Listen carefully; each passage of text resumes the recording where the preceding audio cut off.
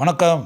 Cine mini S A Chandrasekhar சாரை வந்து நான் பத்திரிகைக்காக பேட்டி எடுத்த காலம் அப்படின்ற 1980 அந்த காலகட்டத்தில் அவரை பேட்டி எடுக்கும்போது நடைபெற்ற சுவாரஸ்யமான விஷயங்களை வந்து உங்கள்கிட்ட சொல்லணும்னு நினைக்கிறேன்.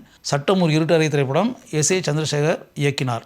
அந்த திரைப்படம் திரைக்கு வந்து 100 நாட்கள் ஓடியது. எஸ்ஏ சந்திரசேகருக்கு கலை உலக பயணத்தில் மிகப்பெரிய திருப்பத்தை உண்டாக்கி கொடுத்த திரைப்படம்.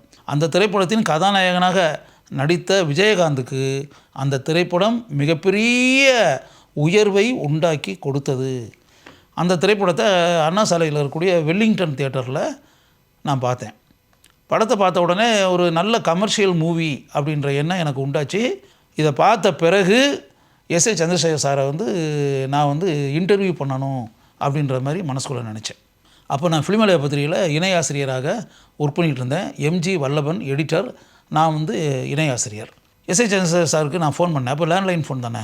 லேண்ட்லைன் ஃபோன் பண்ணி, சார் இது மாதிரி நான் ஃபிலிமலயா பத்திரிகையிலேருந்து பேசுகிறேன், அந்த பத்திரிகையினுடைய உதவி ஆசிரியர், நேற்று சட்டம் ஒரு இருட்டறை படத்தை பார்த்தேன். படம் கமர்ஷியலாக வெற்றி படம், எனக்கு அந்த படம் பிடிச்சிருந்துச்சி. உங்களை வந்து ஒரு நேர்காணல் ஃபிலிமலயா பத்திரிகைக்காக பேட்டி எடுக்கணும்னு நினைக்கிறேன், உங்களை நேரடியாக சந்திக்கணும் அப்படின்ற மாதிரி சொன்னேன். எஸ்ஏ சந்திரசேகர் சார் தன்னுடைய வீட்டுக்கு என்னை வர சொன்னார்.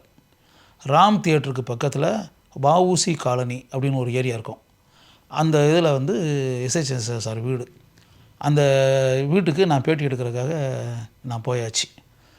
ஒரு சின்ன வீடு தான். வீட்டுக்குள்ளே போய் உட்காந்து அப்படின்ற மாதிரி அமைப்பு இல்லை. அந்த வீட்டு வாசலில் எஸ்ஏ சந்திரசேகர் சார் இந்த வயர் பின்னிய சேர் இருக்கும்ல உட்கார்றதுக்கு, கூட டைப்பில் வயரில் பின்னியிருப்பாங்க, அந்த மாதிரி ஒரு சேர். அதில் எஸ்ஏ சந்திரசேகர் சார் வீட்டுக்கினுடைய வாசலில் அவர் அங்கே உட்காந்துருந்தார். நான் வீட்டு வாசலுக்கு வெளியே அதேமாதிரி ஒரு சேரை போட்டிருந்தாங்க. அந்த சேரில் வந்து நான் உட்காந்தேன். வெளியே உட்காந்துக்கிட்டு நான் கேள்வி கேட்டேன். எஸ்ஏ சந்திரசேகர் சார் நான் கேட்குற கேள்விகளுக்கு அந்த வீட்டினுடைய வாசலுடைய முன்பகுதியில் அமர்ந்து கொண்டு நான் கேட்குற கேள்விக்கு பதில் சொன்னார். அப்போ அவர் ஆரம்ப காலத்தில் அவர் பட உலகில் பணியாற்றிய அனுபவங்கள், அதுக்கு பிறகு அவருடைய பாஸ்ட் எக்ஸ்பீரியன்ஸு, அதுக்கு முன்னாடி அவருடைய பட உலக முயற்சிகள், சட்டம் ஒரு இருட்டறை பட வாய்ப்பு, அந்த படம் எடுத்துக்கிட்டு இருக்கும்போது அவர் இந்த அளவுக்கு வெற்றி பெறுமா அப்படின்ற மாதிரி மனசுக்குள்ளே நினச்சாரா, என்ன ஏது அப்படின்ற விஷயங்கள், அது பிறகு படம் வர்த்தக ரீதியாக வெற்றி பெற்ற பிறகு அவர் வந்து எந்த அளவுக்கு சந்தோஷமாக இருக்கிறார் அப்படின்ற அந்த விஷயம், அடுத்து அவருடைய முயற்சிகள் என்னென்ன அப்படின்ற அந்த விஷயங்கள், இதெல்லாமே நான் வந்து கேள்வி கேட்டேன். அவர் பதில் சொன்னார். அப்படி வச்சுக்கோங்க. அப்போ வந்து நான் ஒரு கேள்வி கேட்டேன். அந்த விஷயம் அப்போ வந்து வெளியே உலாவிக்கிட்டு இருந்துச்சு. அதனால் அவர்கிட்ட கேட்டேன், என்ன அப்படின்னா, சட்டம் இருட்டுறை படம் இருக்குல்ல, அந்த படத்தினுடைய கதை வந்து ஏற்கனவே விசி குகநாதன் வந்து அந்த படத்தை வந்து ஒரு 3000 ஃபீட் அதே கதை 3000 அடி விசி குகநாதன் வந்து அந்த படத்தை டைரக்ட் பண்ணி எடுக்கப்பட்ட கதை அப்படின்ற மாதிரியும், அந்த படத்தில் எஸ்ஏ சந்திரசேகர் சார் வந்து அசிஸ்டன்ட் டைரக்டராக ஒர்க் பண்ணார் அப்படின்றது மாதிரியும், பின்னாடி இந்த படம் வந்து வெற்றி பெற்று 100 days ஓடி அப்படி இப்படிலாம் ஆன பிறகு விசி குகநாதன் வந்து இந்த விஷயத்தை வந்து ரைட்டர்ஸ் அசோசியேஷன் இருக்குல்ல, அதில் வந்து இது ஏற்கனவே ஏன் கதை, இது 3000 அடி நான் படமாக எடுத்து அதோட டிஸ்கண்டினியூ ஆகிடுச்சு படம், அந்த படத்தில் அசிஸ்டன்ட் டைரக்டர் ஒர்க் பண்ணவர் தான் எஸ்ஏ சந்திரசேகர். நான் படமாக்கின கதையவே வந்து இப்போ வந்து அவர் டைரக்ட் பண்ணி படம் வந்துருச்சுன்ற மாதிரி ஒரு காம்பன்சேஷன் அப்படின்ற முறையில் இதை ரைட்டர் அசோசியேஷனில் அவர் முறையிட்டு அப்படின்ற மாதிரி ஒரு மேட்ரு அப்போ வந்து பத்திரிகைலாம் இப்போ செய்தியாக வந்திருக்குது. எஸ்ஏ சந்திரசேகர் சார்கிட்ட கேட்டேன், சார் இது மாதிரி பத்திரிகையில் அப்படி செய்தியாக நான் படித்தேன், ஏதோ ரைட்டர்ஸ் அசோசியேஷனில் விசி குகநாதன் வந்து உங்களை பற்றி இப்படி ஏதோ கம்ப்ளைண்ட் கொடுத்துருக்காராமே அப்படின்ற மாதிரி நான் கேட்டேன். அப்போ அவர் வந்து சிரிச்சுக்கிட்டே அவர் ஒரு விஷயம் சொன்னார். சார் ஒரு விஷயம் என்ன தெரியுமா, சட்டம் இருக்கிற படம் பார்த்தீங்களே, அந்த படத்தினுடைய மிகப்பெரிய மேட்டர் என்ன, சட்டத்தினுடைய ஓட்டைகளை பயன்படுத்தி அந்த கதாநாயகன் வந்து அந்த 3 வில்லன்களையும் எப்படி தீர்த்து கட்டுறான்றதானே சார் கதை, அதான் படத்தினுடைய மெயின் நாட்.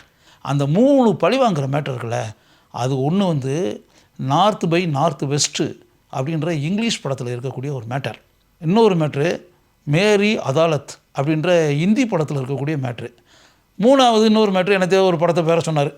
இந்த 3 படங்களுமே 3 படங்களில் ஏற்கனவே இருந்த விஷயந்தான் சார், இது வந்து ஒரிஜினல் கிடையாது. அந்த 3 படங்களில் வந்த மேட்ரை நம்ம தமிழ்நாட்டுக்கு ஏற்ற மாதிரி கொஞ்சம் லைட்டாக சேஞ்ச் பண்ணி நான் டைரக்ட் பண்ணியிருக்கேன் அப்படின்றது தான் உண்மை. இப்போ விசி குகநாதன் என்னை பற்றி கம்ப்ளைண்ட் பண்ணி அப்படின்ற மாதிரி இருந்துச்சுன்னா, அவரும் அந்த படங்கள்லேருந்து தான் எடுத்திருக்காரு, நானும் அந்த படங்கள்லேருந்து தான் எடுத்திருக்கேன். அவரும் திருடினார், நானும் திருடுறேன், இதுதான் உண்மை அப்படின்னு சொல்லிட்டு எஸ்ஏ சந்திரசேகர் சார் சிரிச்சுக்கிட்டே சொன்னார். நான் வந்து இந்த பேட்டியை வந்து ஃபுல்லாக எடுத்துகிட்டு போய் அடுத்து வந்த இஷ்யூவில் வந்து அந்த பேட்டியை வந்து வர வச்சிட்டேன் அப்படிங்க. அதுக்கு நான் கொடுத்த தலைப்பே என்ன தெரியுமா? அவரும் திருடினார், நானும் திருடினேன், எஸ்.ஏ. சந்திரசேகர். இதுதான் தலைப்பு. இதில் இன்னொரு பெக்குலியரான இன்னொரு விஷயம் இருக்குது, சுவாரஸ்யமான விஷயம். என்ன அப்படின்னா, குணாதன் சார் வந்து எஸ்.ஏ. சந்திரசேகர் சார் பற்றி ரைட்டர்ஸ் அசோசியேஷன் போய் கம்ப்ளைண்ட் பண்ணார்ல. கம்ப்ளைண்ட் பண்ண பிறகு ஒரு குறிப்பிட்ட அமௌண்ட் வந்து கொடுத்து செட்டில் பண்ணி அந்த மேட்டரை முடிச்சுன்ற மாதிரி ஏதோ பேச்சுவார்த்தை நடந்துச்சு. விசி குணாதன் சார் வந்து பணமெல்லாம் வேண்டான்ட்டார். அப்போ நான் நினைக்கிறேன் அப்போ வந்து 75,000 rupees இந்த மாதிரி ஏதோ ஒரு அமௌண்ட்டு. பணம்லாம் எனக்கு வேண்டாம், அது பதிலாக எஸ்.ஏ. சந்திரசேகர் எனக்கு வந்து ஒரு படம் டைரக்ட் பண்ணி தரட்டும்ன்ற மாதிரி சொல்லிட்டார். அதுக்கு பிறகு அப்படி ஒரு படமே எஸ்.ஏ. சந்திரசேகர் டைரக்ட் பண்ணவும் இல்லை, அப்படிப்பட்ட படத்தை குணாதன் ப்ரொடியூஸ் பண்ணவும் கிடையாது.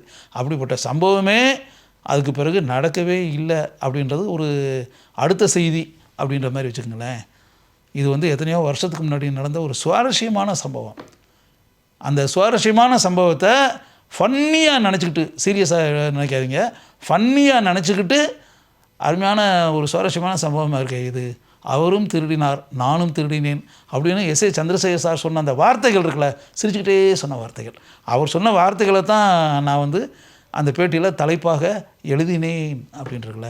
எத்தனையோ வருடங்களுக்கு முன்னால் ஃபிலிமாலயா பத்திரிகைக்காக இயக்குனர் எஸ்.ஏ. சந்திரசேகர் சார் அவர்களை நான் சந்தித்தேன். அப்போது இப்படிப்பட்ட ஒரு சுவாரஸ்யமான சம்பவம் நடைபெற்றது என்பதை நீங்கள் சிரித்து கொண்டே ரசித்து பார்ப்பீர்கள், கேட்பீர்கள் என்ற எண்ணத்தில் இதை நான் உங்களிடம் கூறுகிறேன்.